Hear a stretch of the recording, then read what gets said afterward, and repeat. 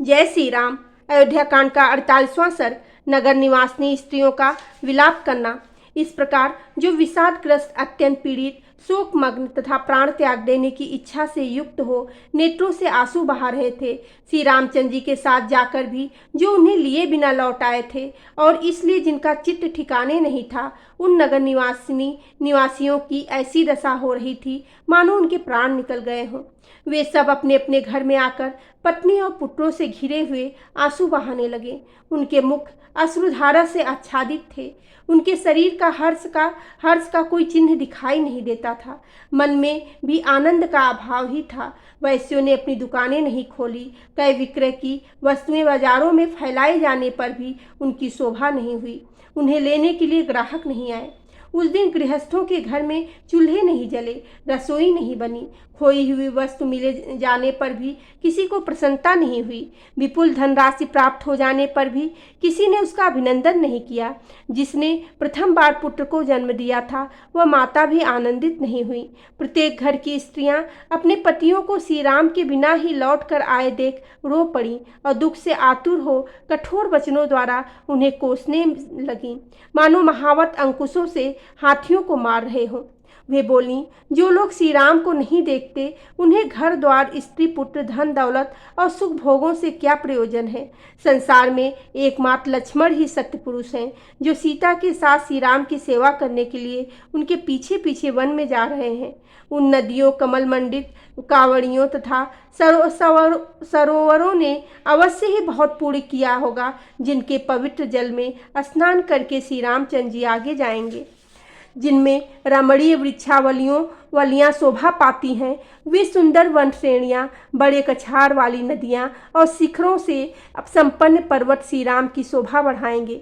श्री राम जिस वन अथवा पर्वत पर जाएंगे वहाँ उन्हें अपने प्रिय अतिथि की भांति आया हुआ देख वे वन और पर्वत उनकी पूजा किए बिना नहीं रह सकेंगे।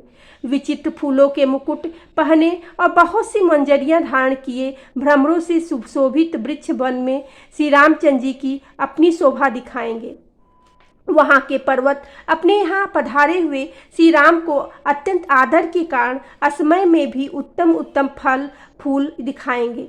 वे पर्वत बारंबार नाना प्रकार के विचित्र झरने दिखाते हुए श्री राम के लिए निर्मल जल के स्रोत बहाएंगे। पर्वत शिखरों पर लहलहाते हुए वृक्ष श्री रघुनाथ जी का मनोरंजन करेंगे। जहाँ श्री राम है वहाँ न कोई तो भय है और न किसी के द्वारा पराभव ही हो सकता है, क्योंकि दशरथ नंदन महाबाहु श्री राम बड़े सूरवीर हैं। अतः जब तक वे हम लोगों से बहुत दूर नहीं निकल जाते, इसके पहले ही हमें उनके पास पहुंचकर पीछे लग जाना चाहिए। उनके जैसे महात्मा एवं स्वामी के चरणों की छाया ही हमारे लिए परम सुखद है। वे ही हमारे रक्षक गति और परम आश्रय हैं। हम स्त्रियां सीता जी की सेवा करेंगी और तुम सब लोग रघुनाथ जी की सेवा में लगे रहना।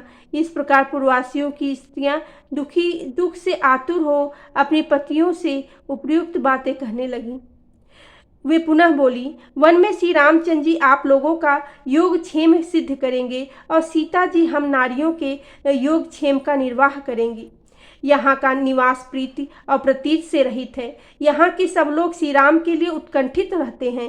किसी को यहाँ रहना अच्छा नहीं लगता तथा यहाँ रहने से मन अपनी सुध-बुध खो बैठता है। भला ऐसे निवास से किसको प्रसन्नता होगी।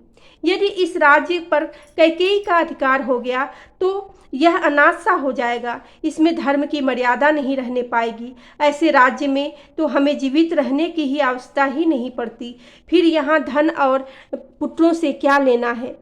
जिसने राज्य वैभव के लिए अपने पुत्र और पति को त्याग दिया, वह कलंकनी कैकेयी दूसरी किसका त्याग नहीं करेंगी। हम अपने पुत्रों की शपथ खाकर कहती हैं कि जब तक कैकेयी जीवित रहेंगी तब तक हम जीते जी कभी उनके राज्य में नहीं रह सकेंगे।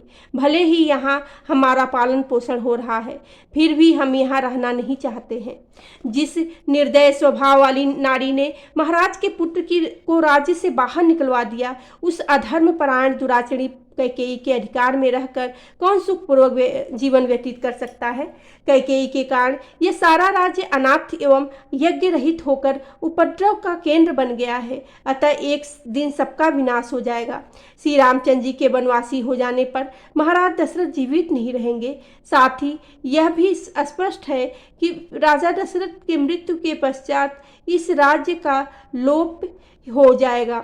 इसलिए अब तुम लोग यह समझ लो कि अब हमारे पुण्य समाप्त हो गए हैं। यहाँ रहकर हमें अत्यंत दुखी भोगना पड़ेगा। ऐसी दशा में या तो जहर घोल कर पी जाओ या श्री राम का अनुसरण करो अथवा किसी ऐसे देश चलो जहाँ कैकेयी का नाम भी न सुनाई पड़े।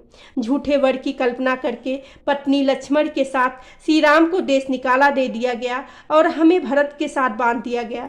अब हमारी दशा कसाई के घर बंधे हुए पशुओं के समान हो गई है। लक्ष्मण के ज्येष्ठ भ्राता श्री राम का मुख पूर्ण चंद्रमा के समान मनोहर है। उनके शरीर की कांति श्याम, गले की हंसली मांस से ढकी हुई है। भुजाएं घुटनों तक लंबी और नेत्र कमल के समान सुंदर हैं। वे सामने आने पर पहले ही बातचीत छेड़ देते हैं तथा मीठे और सत्य वचन बोलते हैं। श्री राम शत्रुओं का दमन करने वाले महान बलवान हैं, समस्त जगत के लिए सौम्य हैं। उनका दर्शन चंद्रमा के समान प्यारा है।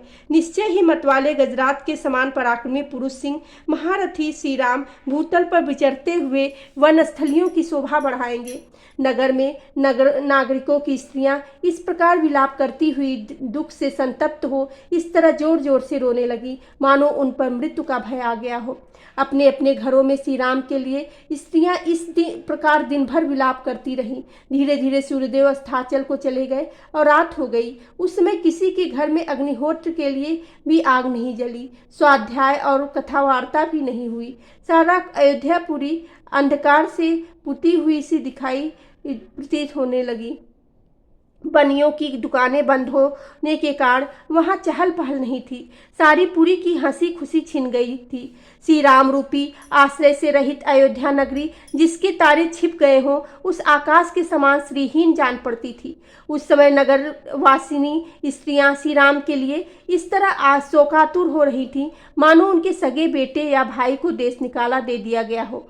वे अत्यंत दीन भाव से विलाप करके रोने लगीं और रोते रोते अचेत हो गईं, क्योंकि श्री राम उनके लिए पुत्रों से भी बढ़कर थे। वहाँ गाने बजाने और नाचने के उत्सव बंद हो गए।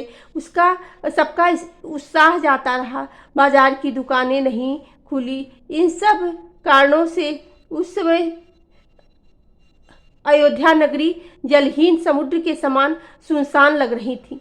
बोलो सियावेरे रामचंद्र की जय, पवन सुत हनुमान की जय।